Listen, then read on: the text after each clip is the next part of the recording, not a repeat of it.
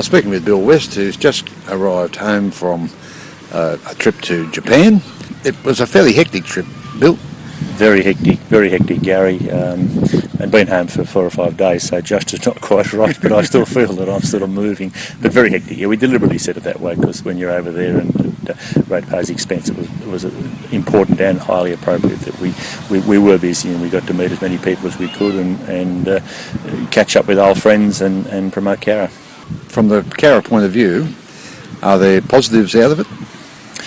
Always very positives, Gary. Sometimes a bit like research and development. It's hard to gauge, immediately what sort of benefits there may be. But the fact that we were able to be invited for morning tea at the Australian Embassy was I think a recognition of how we're seen in Cara by the federal government.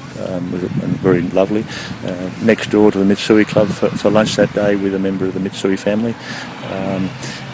And Yokohama War Cemetery, again a very impressive place to be.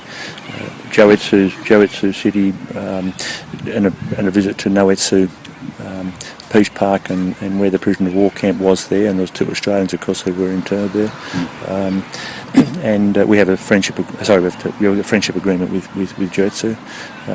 Down to Hiroshima and at Hiroshima we laid a reef at the Peace Park and caught up with Mr Murakami, one of the few surviving prisoners of war, and actually had a press conference with probably 10 or a dozen Japanese journalists and photographers, which is very interesting, but a very good press conference, and we got the message out loud and clear there about the 70th breakout and what Cara is to Japan, and the daughters of a couple of former prisoners of war spoke very, very eloquently about Cara and convinced the media that what a wonderful job Cara was doing, and we got good coverage out of that.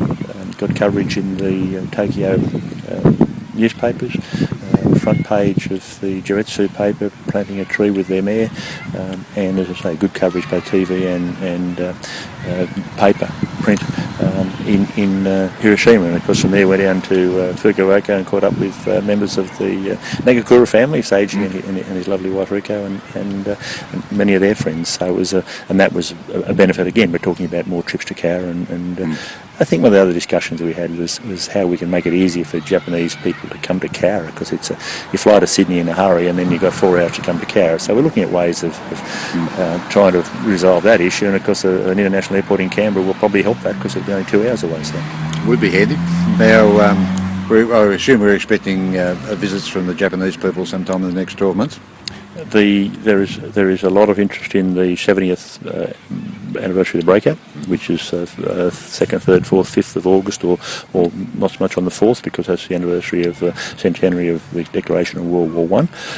But that weekend, that period, we're expecting a lot of Japanese people, and we had discussions with one of the tour organisers in Japan, who is bringing a lot of people out. And of course the following year we expect the members of the Nagakura family and foundation to be coming out and looking to bring a number of people with them. So yeah, we were able to promote Cara and have good discussions with people, but as I said to start with, I think if you go over there looking for either money or for people to visit, I don't think it's a goodwill trip, and you've got to just go over and if you like, sow the seed and explain the story and be positive and polite, and it will eventually come to fruition.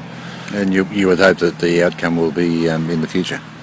I've got no doubt the outcome will be in the future, Gary. I think that all these sorts of visits are worthwhile. I was, I guess, someone who was prepared to support these sorts of visits and have done for a number of years. But now I've been and experienced it and seen what's over there, and dealt with if you like, the customs to a certain extent, and their traditions. I think that it's something we need to be doing on a regular basis.